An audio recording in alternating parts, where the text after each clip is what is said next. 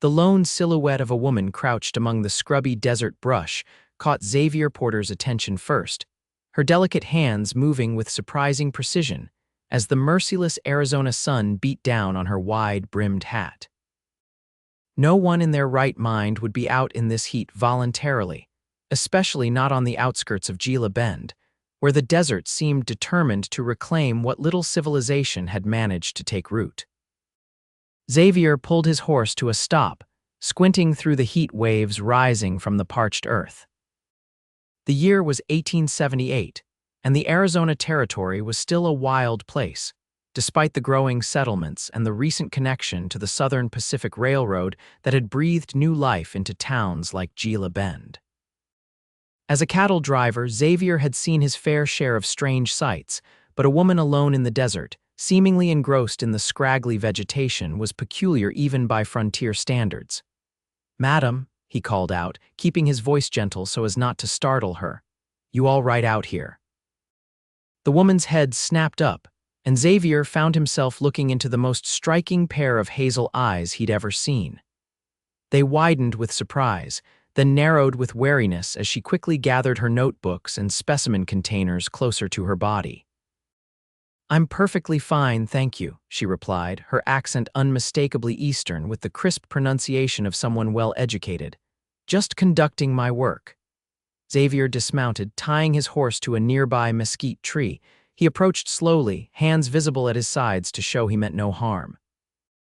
As he drew closer, he could see she had spread a small canvas on the ground, upon which were arranged several botanical samples, small glass vials, and a leather-bound journal filled with meticulous drawings. "Might I ask what kind of work brings a lady out to the desert alone?" he asked, genuinely curious. "It's not exactly safe out here," she sighed, seemingly accustomed to such questions. "I'm cataloging plant specimens for the Smithsonian Institution," she explained, gesturing to her collection. "I'm perfectly capable of taking care of myself, Mr. Porter." "Xavier Porter," he supplied, tipping his hat.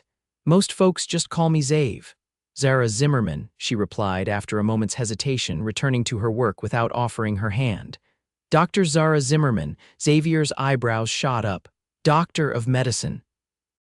"Of Botany," she corrected, carefully placing a small flowering plant into a preserving solution. "I study plants, Mr. Porter, specifically desert flora that has yet to be properly documented by science." Xavier nodded slowly, taking in her equipment.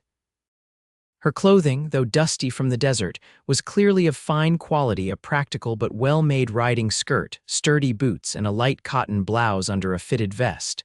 Not the typical garb of ladies he encountered in town. "And you're out here alone, no assistant or guide?" he pressed, concerned despite her obvious competence. "My guide abandoned me 3 days ago," she admitted with a flash of irritation. Apparently, the prospect of accompanying a woman scientist was too much for his delicate constitution once he realized I actually intended to do serious work rather than collect pretty flowers for a parlor herbarium. Xavier couldn't help but chuckle. "Well, Dr. Zimmerman, I can't claim to know much about plants beyond what my cattle will and won't eat, but I do know this desert. If you'd allow me, I'd be happy to accompany you for the remainder of your expedition." Zara looked up, studying him with those penetrating hazel eyes. Her dark brown hair was escaping its pins beneath her hat, curling slightly in the dry heat.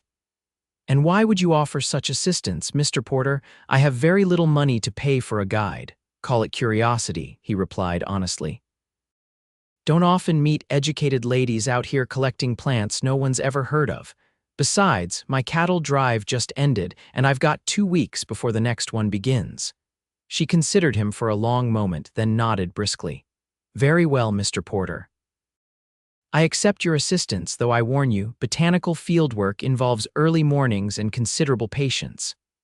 "Madam, I herd cattle for a living. I know something about both," he replied with a smile. Zara returned to her work, but Xavier noticed her shoulders had relaxed slightly. He squatted down beside her, watching as she carefully pressed a small purple flower between sheets of blotting paper. "What's that one called?" he asked. "That's precisely the point, Mr. Porter," she replied, a genuine smile finally gracing her features. It doesn't have a name yet. At least not one recognized by science.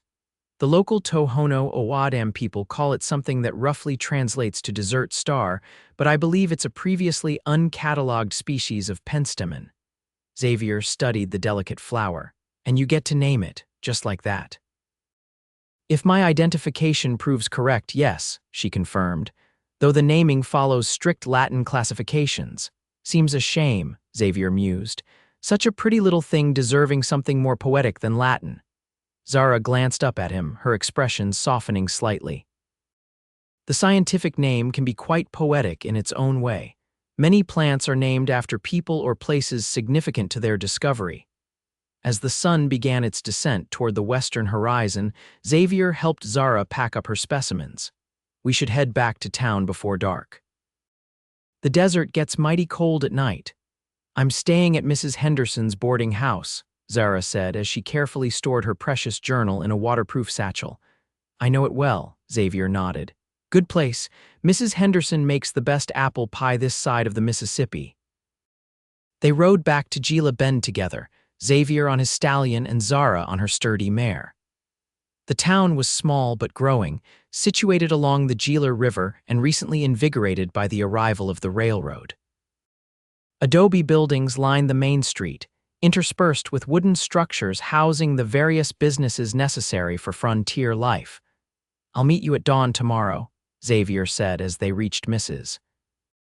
Henderson's boarding house, a two-story structure that stood as one of the more impressive buildings in town. We can head south toward the mountains. There's some interesting country down there that might have your unnamed plants. Zara nodded, dismounting with practiced ease. I appreciate your assistance, Mr. Porter. Dawn it is. Mrs. Henderson herself appeared at the door, a plump, kindly woman with graying hair tucked beneath a pristine cap. Dr. Zimmerman, I was beginning to worry, and Xavier Porter, as I live and breathe, will you be joining us for supper? Xavier tipped his hat. If there's room at your table, Mrs. Henderson, I'd be much obliged. Always room for you, boy. Come in, both of you. Wash up suppers in 20 minutes. Zara disappeared upstairs with her specimens while Xavier tied up the horses and headed to the washroom. The boarding house was comfortable and clean, a testament to Mrs. Henderson's exacting standards. When he emerged, face and hands scrubbed clean, several other boarders were gathering in the dining room, a traveling salesman, a young couple clearly new to the territory, and an older gentleman Xavier recognized as the town's telegrapher. Zara came down moments later, transformed from the dusty fieldworker into a proper lady. She had changed into a simple navy blue dress, her hair now neatly pinned, though Xavier found himself missing the wild tendrils that had framed her face in the desert. She sat across from him at the table, offering a polite smile. So, Dr. Zimmerman, began the telegrapher, Mr. Holloway, Xavier here tells me you're cataloging desert plants for the Smithsonian. Fascinating work. Xavier hadn't actually mentioned anything to the man, but appreciated his attempt at polite conversation. Yes, Mr. Holloway, Zara replied. The American Southwest contains numerous botanical specimens that remain undocumented. My goal is to catalog as many as possible during my 6-month expedition. 6 months, exclaimed Mrs. Henderson as she placed a steaming platter of beef on the table. That's quite a commitment for a young lady. Science requires dedication, Zara replied simply, accepting a serving of vegetables. Throughout dinner, Xavier observed how Zara handled the inevitable questions about her unusual profession. She was polite but firm, clearly accustomed to defending her choices. He admired her composure and the intelligent way she explained her work without condescension. After the meal, while the others retired to the parlor, Xavier found Zara on the porch, gazing at the stars now visible in the clear desert sky. The stars are extraordinary here, she commented as he joined her, so much clearer than in Washington. One of the benefits of desert living, Xavier agreed, leaning against the porch railing, makes a man feel small but connected to something bigger all at once. Zara glanced at him with new interest. That's quite a poetic observation, Mr. Porter, he shrugged, slightly embarrassed. Just because I drive cattle doesn't mean I don't notice things. I didn't mean to imply otherwise, she said quickly. I'm simply, pleasantly surprised. My former guide's observations were limited to complaints about the heat and comments about my unladylike behavior. Xavier chuckled. Well, I won't deny it's hot, but as for the rest, he shook his head. The way I see it, a person should follow their calling. Yours happens to be plants. And yours is cattle, he considered this. For now, it's honest work that lets me be outdoors and pays well enough. My father wanted me to become a banker like him, but I couldn't stomach the thought of being cooped up indoors all day. So we're both disappointments to conventional expectations, Zara observed with a wry smile. I'll drink to that, Xavier laughed. Get some rest, Dr. Zimmerman. Dawn comes early and I promise to show you plants no one's ever named before. I look forward to it, Mr. Porter. The next morning dawned clear and already warm, promising another scorching day. Xavier arrived at the boarding house to find Zara already waiting, dressed in her field clothes and looking remarkably alert for the early hour. Her mare was saddled and loaded with her equipment. Good morning, Mr. Porter, she greeted him, securing her hat firmly on her head. I've packed provisions for the day. Morning, Dr. Zimmerman. Call me Xavier, please. Mr. Porter makes me feel like my father. She hesitated, then nodded. Very well. And I suppose you may call me Zara, at least while we're in the field. They rode south toward the Sierra Estrella Mountains, Xavier pointing out landmarks and sharing his knowledge of the terrain. As they ventured into increasingly remote areas, Zara's excitement became palpable. She frequently dismounted to examine plants, jotting notes and making sketches with remarkable speed and accuracy. Look at this, she exclaimed mid-morning, kneeling beside a small shrub with tiny yellow flowers. I believe this is a variant of Eriodicteon that hasn't been documented before. Xavier dismounted to look closer. It's pretty, what does it do, she asked, glancing up at him. Most plants around here the locals use for something. Medicine, food, that sort of thing. Zara's eyes lit up. You're absolutely right, ethnobotany is a crucial aspect of my research. Many indigenous plants have medicinal properties that Western science is only beginning to understand. She carefully collected samples, asking Xavier about local uses for various plants they encountered. To her surprise, he knew quite a bit, having learned from vaqueros and indigenous people he'd worked with over the years. This one, he said, pointing to a gnarled shrub with small berries, the Tohono O'odham use for stomach ailments, tastes terrible but works like a charm. Zara made careful notes, her respect for his knowledge clearly growing. By midday, they had traveled far from town, reaching a secluded canyon where a small spring created an unexpectedly lush microclimate. Zara gasped with delight at the variety of plant life surrounding the water source. This is extraordinary, a botanical treasure trove. She immediately set to work, moving from plant to plant with such enthusiasm that Xavier couldn't help but smile. Her passion was infectious, and he found himself genuinely interested in her explanations of the different species and their adaptations to desert life. They ate a simple lunch of bread, cheese, and dried fruit in the shade of a cottonwood tree, Zara still making notes between bites. You really love this, don't you? Xavier observed. She looked up, almost surprised by the question. Of course, plants are the foundation of all life. They've evolved incredible strategies to survive in the harshest environments. Take this canyon, it's a perfect example of how water shapes ecosystems in the desert. And what about you? He asked. What shaped you into a plant doctor instead of following a more conventional path? Zara's expression grew more guarded. My father was a professor of natural sciences. He took me on his botanical expeditions from a young age. When most girls were learning needlepoint, I was learning Latin classifications. He must be proud of your accomplishments. He died 3 years ago, she said quietly. But yes, he supported my academic pursuits, unusual as they were for a woman. My mother, less so, she still hopes I'll abandon my eccentric hobby and settle into a proper marriage. Xavier nodded thoughtfully. Expectations can be heavy things to carry, indeed. Zara studied him for a moment. And what of your family? You mentioned your father wanted you to become a banker. He's given up on that particular dream, Xavier laughed. My younger brother proved more amenable to indoor work. I was always the wild one, according to my mother. Could never sit still in school, always wanted to be outdoors. After trying to force me into respectability for years, they finally accepted that I was destined for a different path. Do they live nearby? Philadelphia, Xavier replied. About as far from Arizona territory as you can get in more ways than one. I write when I can, visit every few years. It's civil but strained. Zara nodded with understanding. Families can be complicated. That they can, he agreed, getting to his feet. We should continue if you want to explore more before heading back. They spent the afternoon cataloging more plants, with Zara finding several specimens she believed to be previously undocumented. Xavier watched her work with growing admiration. Her meticulous attention to detail, the careful way she handled each plant, and her obvious respect for the desert environment all spoke to a depth of character beyond her scientific knowledge. As the sun began to sink toward the horizon, they reluctantly packed up to return to town.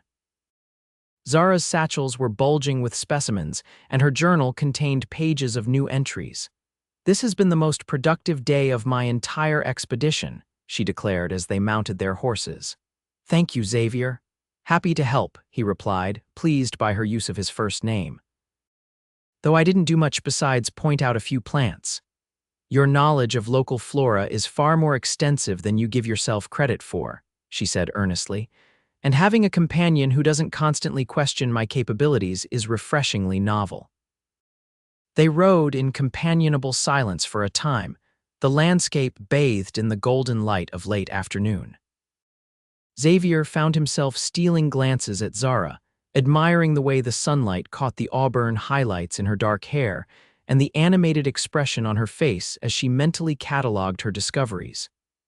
There's a spot up ahead I'd like to show you before we head back, he said suddenly. If you're not too tired. Not at all, she replied. Lead the way. Xavier guided them to a ridgeline overlooking the valley. The view was spectacular, the desert stretching out below them, painted in shades of gold, amber, and purple as the sun began to set. In the distance, the mountains were silhouetted against the reddening sky. Oh, Zara breathed, clearly moved by the vista. It's magnificent. Worth a little detour, isn't it?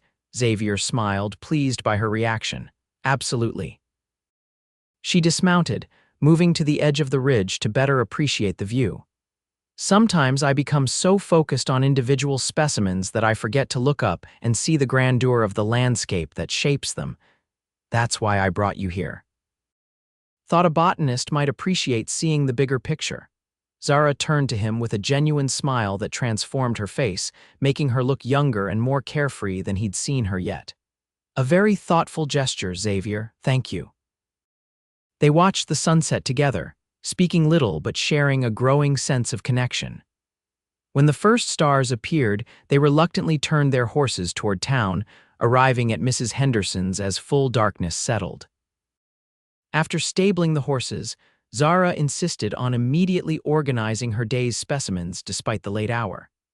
Xavier helped her carry her equipment to the boarding house's small back parlor, which Mrs. Henderson had allowed her to use for her work. You don't need to stay, Zara told him as she began laying out plants on the large table. This process is rather tedious for anyone not obsessed with botanical preservation techniques.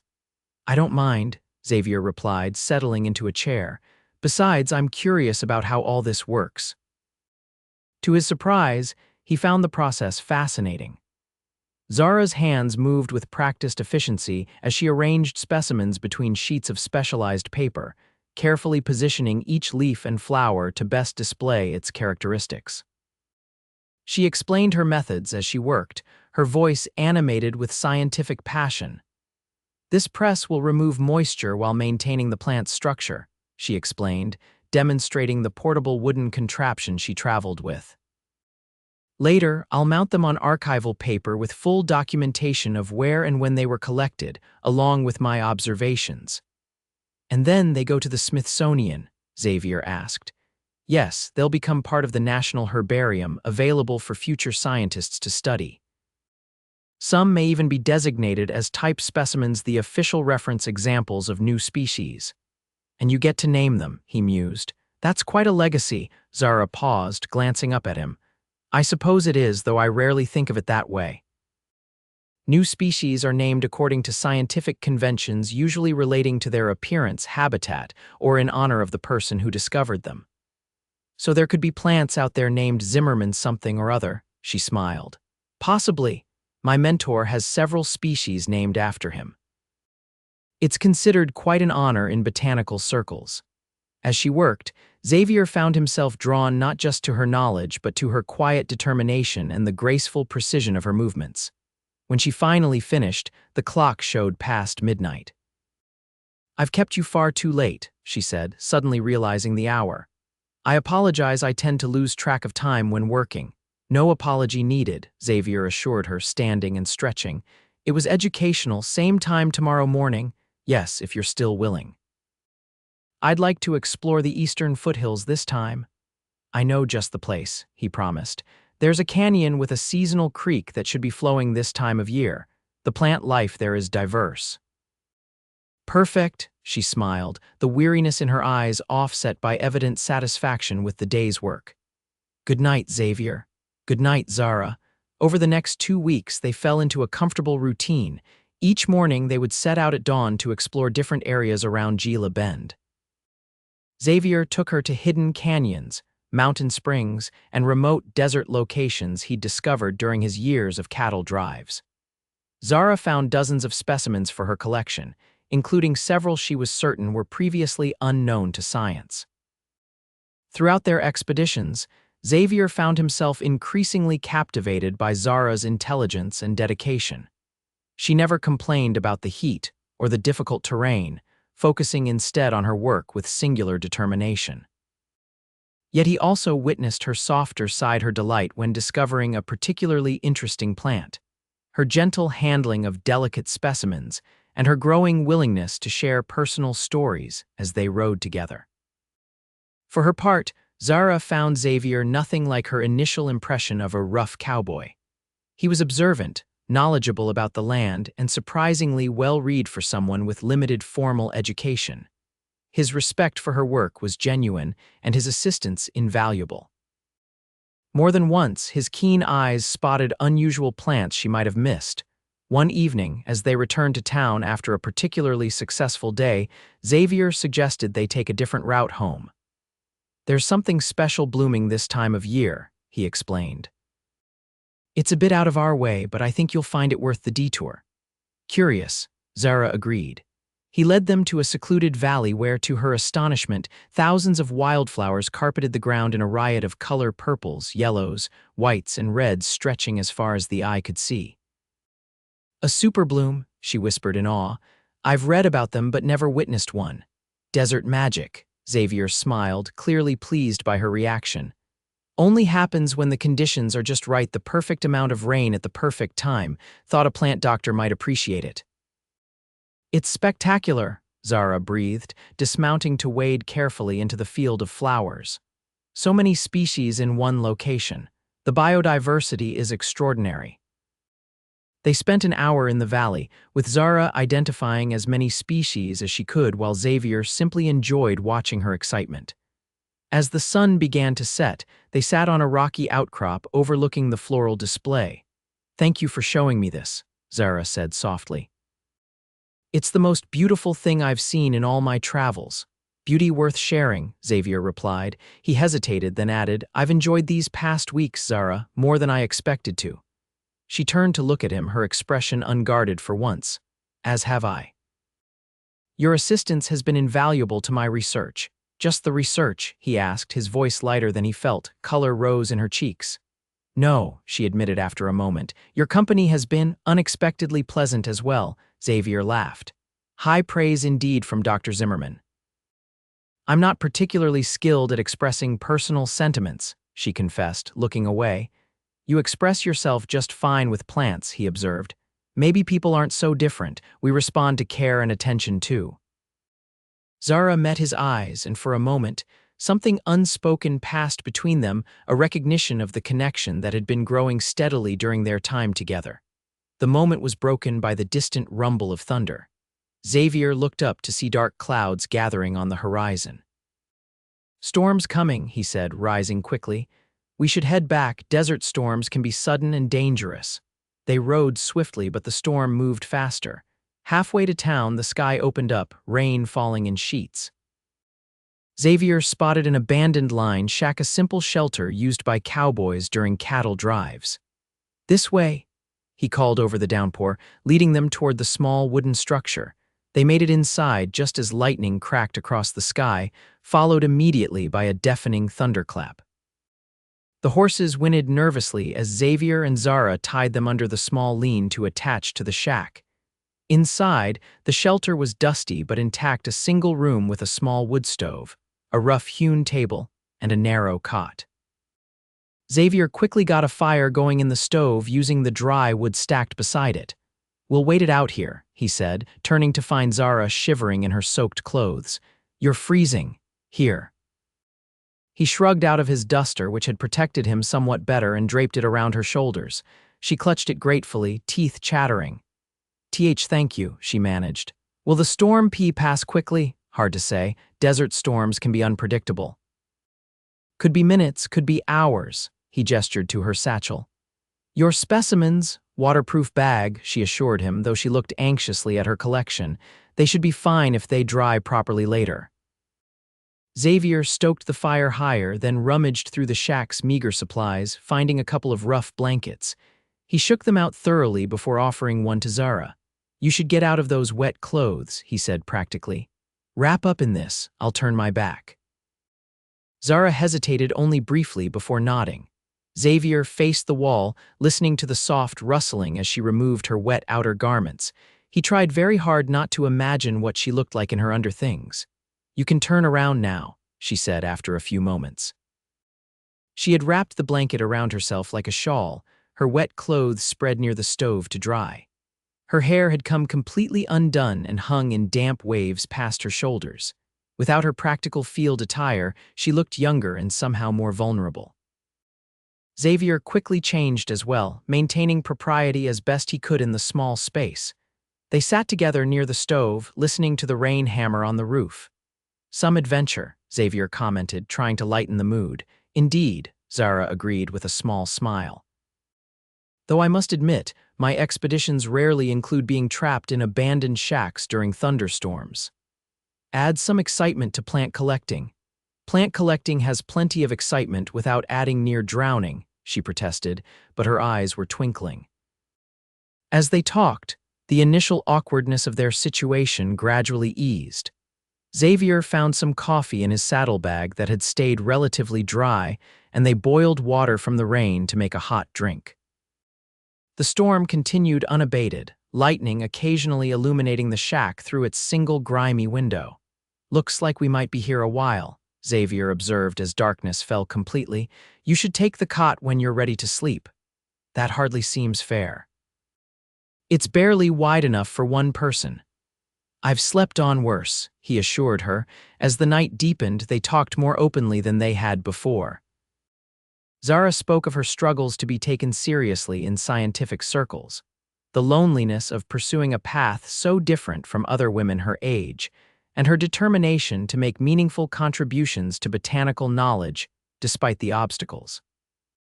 Xavier shared stories of his own journey, leaving his privileged Eastern upbringing to find his place in the West, learning the cattle business from the ground up, and his dreams of someday having his own ranch rather than driving other men's herds. "It takes courage to forge your own path," Zara observed, watching him over the rim of her tin cup. "Especially when it disappoints those you care about." "Same could be said for you," he replied. "Probably took more courage for a woman to enter the scientific world than for me to choose cows over counting houses." She smiled ruefully. "Perhaps, though sometimes I wonder what I've sacrificed for my work. Other women my age are married with children while I'm chasing desert plants and living out of saddlebags. Do you regret it?" "No," she said without hesitation. "I love my work, but sometimes I wonder if it's possible to have both scientific pursuits and personal fulfillment." The firelight cast warm shadows across her face, softening her usual composed expression. Xavier found himself wanting to reach out to her but restrained himself. "I think," he said carefully, "that the right person would understand your passion and support it, not compete with it." Zara met his eyes. That seems like a rare individual indeed. Rare things exist, he said simply. A botanist should know that better than most. The tension between them was palpable, charged with something neither was quite ready to name. Eventually, Zara yawned, the day's exertions catching up with her. You should rest, Xavier said gently. Take the cot. I insist. Too tired to argue, she curled up on the narrow bed while Xavier made himself as comfortable as possible on the floor near the stove. Despite his assurances, the wooden planks were hard and sleep came fitfully. Sometime in the night, the storm finally abated, leaving only the gentle patter of occasional raindrops on the roof. Xavier awoke at dawn to find Zara already up, her clothes mostly dried, hair neatly braided once more. The rain has stopped, she said unnecessarily, looking out the window at the clearing sky. We should be able to return to town. Right, Xavier agreed, standing and stretching his stiff limbs. Mrs. Henderson will be worried. The ride back to Gila Bend was quieter than usual, both of them processing the unexpected intimacy of their night in the lined shack. The desert landscape had been transformed by the rain washes that had been dry now carried rushing water, and the normally dusty terrain looked fresh and vibrant. As they approached town, Xavier finally broke the silence. I was thinking we might explore the northern foothills tomorrow. There's a spot with some unusual rock formations that create unique growing conditions. Zara hesitated. Actually, I received a telegram before our excursion yesterday. I'm expected in Tucson in 3 days for a meeting with other Smithsonian researchers. Oh, Xavier tried to hide his disappointment. How long will you be gone? That's just it, she said, not meeting his eyes. I was always scheduled to continue my expedition southward. Gila Bend was only meant to be a 3-week stop on my journey. Xavier felt a strange hollowness in his chest. I see, so you'll be leaving. Yes, the stagecoach departs tomorrow morning. They rode the rest of the way in silence, the easy camaraderie of previous days replaced by an undercurrent of unspoken regret. At the boarding house, Xavier helped Zara unload her specimens and equipment. Well, he said awkwardly as they finished, I wish you safe travels, Dr. Zimmerman. It's been a pleasure assisting with your work. She looked at him, her expression conflicted. Thank you for everything, Xavier. Your help has been invaluable. He tipped his hat and turned to leave, fighting the urge to say more. Xavier, she called after him. He turned back. Would you join me for dinner tonight, as a proper thank you for all your assistance? I'd be honored, he replied, a small spark of hope rekindling. That evening, they dined at the town's only restaurant, a modest establishment that nonetheless made an effort at elegance with tablecloths and candles. Zara wore her best dress, a deep green that complemented her eyes, while Xavier had donned his only clean shirt and brushed his hat meticulously. Their conversation was strained at first, both acutely aware that this was likely their last evening together. Gradually, though, their natural rapport reasserted itself as they reminisced about their expeditions and the discoveries they'd made. I still can't believe we found that variant of desert mariposa lily, Zara said, her eyes brightening with scientific enthusiasm. The coloration was completely unexpected for that genus. It was pretty, Xavier agreed. Even a cattle driver could appreciate that one. Zara smiled, then grew more serious. Xavier, I want you to know that these weeks have been the most productive and enjoyable of my entire expedition. Your knowledge of the land and the local flora has been extraordinary. Happy to help, he said simply. It's been educational for me too. I've been thinking, she continued, twisting her napkin nervously, about what you said in the lined shack about the possibility of finding someone who understands my work. Xavier's heart quickened. Have you now? Yes, and I've realized that such understanding is indeed rare and valuable. Their eyes met across the table, the candlelight reflecting in hers. Xavier wanted to reach for her hand but hesitated, aware of the public setting and the conventions of propriety. Zara, he was interrupted by the arrival of the waiter with their dessert. By the time the man departed, the moment had passed, and Zara had retreated behind her composed facade once more. After dinner, they walked slowly back to the boarding house, the night sky brilliant with stars above them. At the door, they paused, both reluctant for the evening to end. I should check my specimens, Zara said softly. Ensure everything is properly prepared for transport tomorrow. Of course, Xavier nodded. I wouldn't want to keep you from your work. She looked up at him, her expression vulnerable in a way he hadn't seen before. Would you? Would you like to see them? The final preparations, I mean. You've been part of their discovery, after all. I'd like that very much, he replied. In the back parlor, Zara showed him how she had organized and labeled all their discoveries, including detailed notes about where each had been found and under what conditions. Her journal contained not only scientific observations, but beautiful sketches of each plant in its natural setting. These are remarkable, Xavier said, genuinely impressed by her artistic skill. You've captured them perfectly. Thank you, she replied, pleased by his appreciation. Drawing specimens is an essential skill for a field botanist. Photographs can't yet capture the detail needed for proper identification. As she showed him her collection, Xavier was struck by how much they had accomplished together in just 2 weeks. Each specimen represented a shared memory, a canyon explored, a hillside climbed, a moment of discovery celebrated together. "What's this one?" he asked, pointing to a small, delicate flower with star-shaped white blooms that she had mounted with particular care. "That," Zara said softly, "is one of my favorites.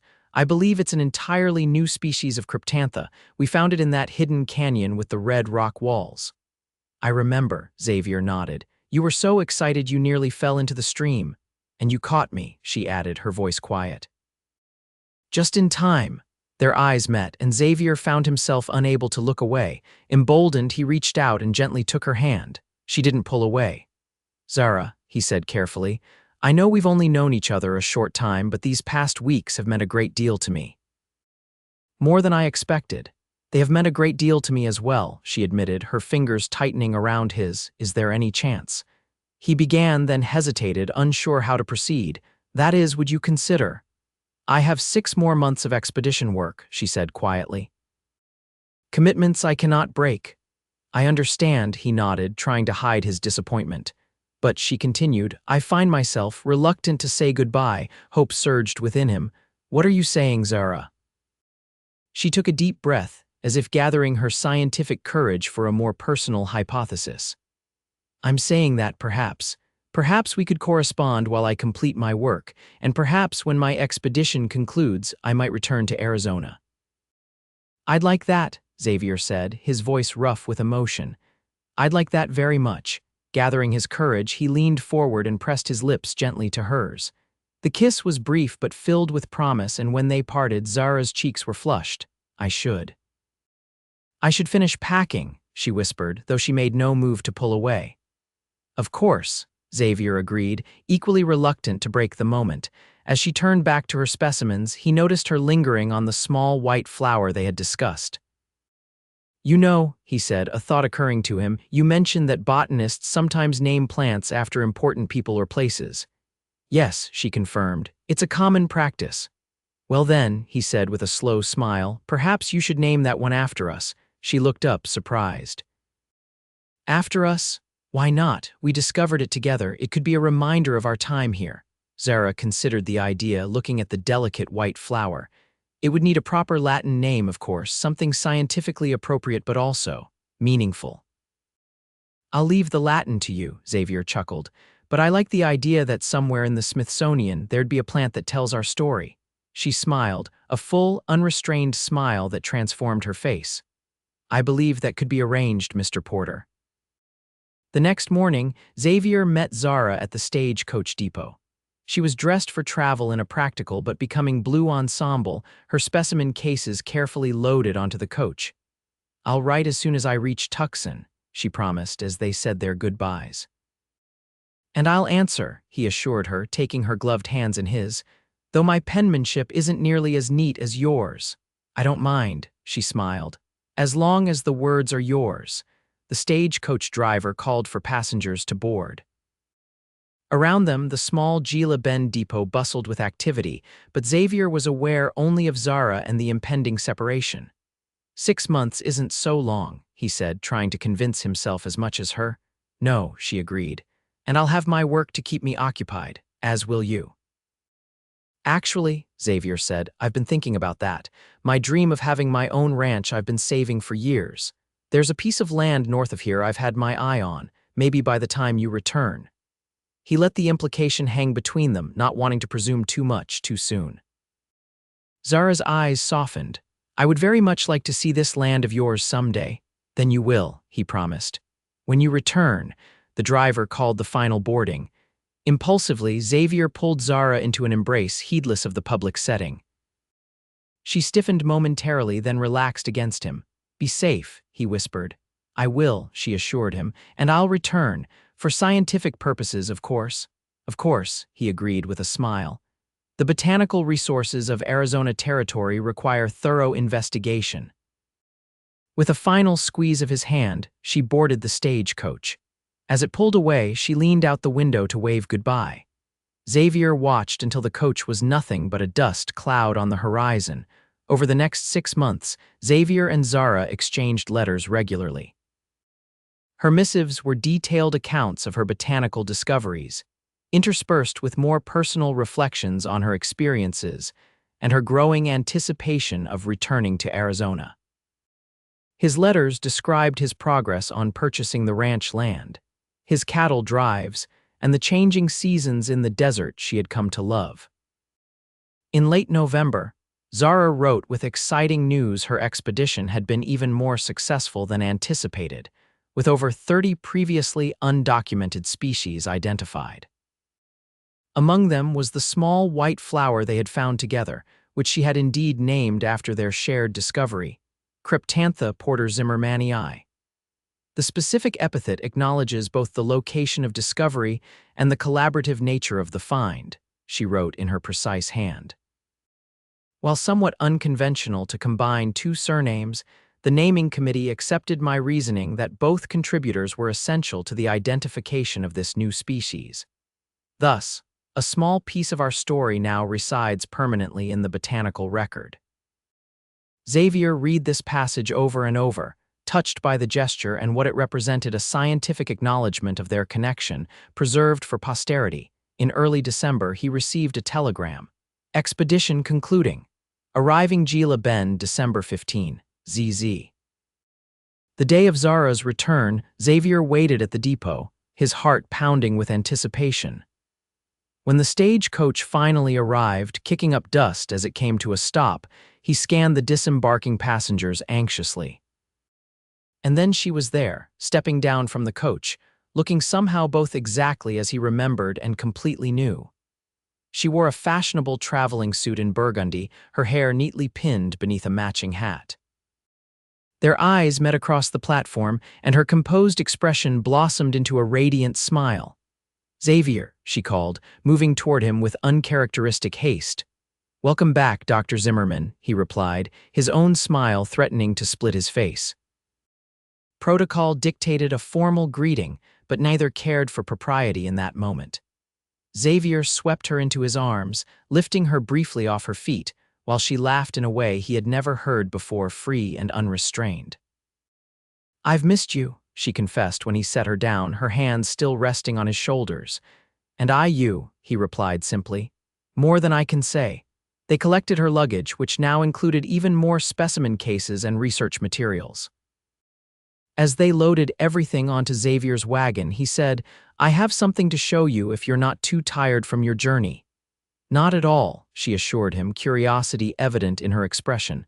What is it? A surprise. It's a short ride from town.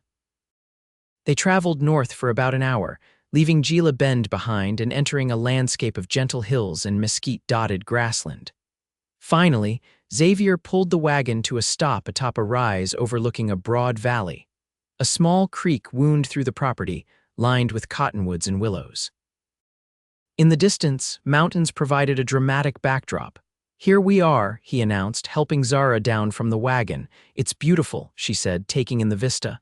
What is this place? Mine, Xavier replied, unable to contain his pride. Or it will be once the final papers are signed next week. 160 acres of the finest grazing land in the territory. Zara turned to him, her expression a mixture of surprise and delight. You did it. You purchased your ranch. I did, he confirmed. It needs work, lots of it. There's only a small cabin now, and I'll need to build proper corrals and a barn, but the land is good, the water rights secure, and it's mine." "It's wonderful, Xavier," she said sincerely. "Everything you hoped for." "Almost everything," he amended, taking her hands in his. "There's something else I wanted to ask you, Zara." Her eyes widened as he dropped to one knee before her, still holding her hands. "These past 6 months of writing to you, thinking of you, planning for your return, they've only confirmed what I already knew when you left. I love you, Zara Zimmerman. Your brilliance, your dedication, your courage in pursuing your dreams. I don't want to be parted from you again." He reached into his pocket and withdrew a small ring, a simple design with a modest diamond flanked by 2 small emeralds. "I know you have your career, your research, and I would never ask you to give that up. This ranch has plenty of unique plants that need studying, and Tucson isn't far if you need to consult with your colleagues. What I'm trying to say, not very eloquently, is, Dr. Zara Zimmerman, would you do me the honor of becoming my wife?" Zara's eyes filled with tears, something Xavier had never witnessed before. For a moment she couldn't speak, and he felt a flicker of uncertainty. "Xavier," she finally managed, her voice thick with emotion, "when I left 6 months ago, I was torn between my scientific ambitions and my feelings for you. I never imagined I might find a way to honor both." She squeezed his hands tightly. "Yes, I will marry you, with all my heart, yes." Xavier slipped the ring onto her finger, then rose to kiss her properly, a kiss full of promise and shared dreams. When they finally parted, both breathless, Zara laughed softly. "What?" he asked, smiling at the joy in her expression. "I was just thinking," she replied, "how fitting it is that a plant brought us together, and now a plant will forever bear witness to our beginning." "Cryptantha Porter Zimmermanii," Xavier recited carefully. "Did I say it right?" "Perfect," she assured him, resting her head against his chest as they looked out over what would soon be their home. They were married the following spring, after the cabin had been expanded and improved to include a small laboratory space for Zara's ongoing research. The ceremony was small but joyful, held outdoors beneath a canopy of desert wildflowers. Mrs. Henderson baked the wedding cake, and the entire town of Gila Bend turned out to celebrate the union of the cattle rancher and the botanist. Xavier's parents traveled from Philadelphia, initially skeptical but ultimately won over by their son's obvious happiness and the remarkable woman he had chosen. Zara's mother also attended, finally beginning to understand that her daughter's unconventional path had led to fulfillment, both personal and professional. In the years that followed, the Porter Ranch prospered under Xavier's careful management. He built up a respected herd of cattle while implementing progressive land conservation techniques inspired by Zara's botanical knowledge. Their partnership extended to every aspect of ranch life, each contributing their unique skills to create something neither could have accomplished alone. Zara continued her scientific work, establishing a reputation as an authority on desert flora. She converted one of the ranch buildings into an extensive herbarium, which became a resource for botanists throughout the Southwest. The Smithsonian regularly published her research, and she occasionally traveled to present her findings at scientific conferences, always returning eagerly to the home and husband she loved. In their 3rd year of marriage, they welcomed a son, Samuel, followed 2 years later by twin daughters, Eleanor and Julia. The children grew up with an unusual education, learning cattle, ranching from their father, and botanical classification from their mother. Their childhood was filled with adventures exploring the diverse landscapes of the ranch, each expedition becoming a lesson in both natural science and practical ranching. Every year on their anniversary, Xavier and Zara would ride to the hidden canyon where they had discovered Cryptantha Porter Zimmermanii, watching for the delicate white flowers that symbolized their beginning. And every year, Xavier would gather a small bouquet for Zara, who would press and preserve one perfect specimen to add to their collection of memories. On their 10th anniversary, as they sat beside the stream in their canyon, watching their children carefully collecting interesting rocks and plant samples, Zara turned to Xavier with a contented smile. "Do you remember what you said to me that day we found this flower?" she asked, holding a sprig of their namesake bloom. "I believe I suggested you name it after us," he replied, his arm comfortably around her shoulders. "You did," she nodded, "and it was the moment I began to truly believe that I might have both my work and a life with you." Xavier kissed her temple gently. "I'm glad you took the chance on a dusty cattle driver with no botanical qualifications whatsoever."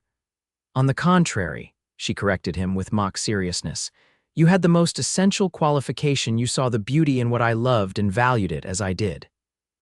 "Still do," he assured her, watching as their son carefully showed his sisters how to press a flower between the pages of the small notebook Zara had given him.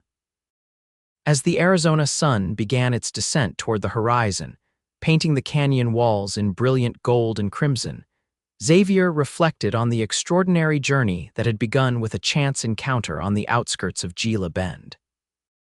A botanist cataloging plants no one had named, a cowboy suggesting she name one after them, and from that simple beginning, a life filled with love, discovery, and shared purpose.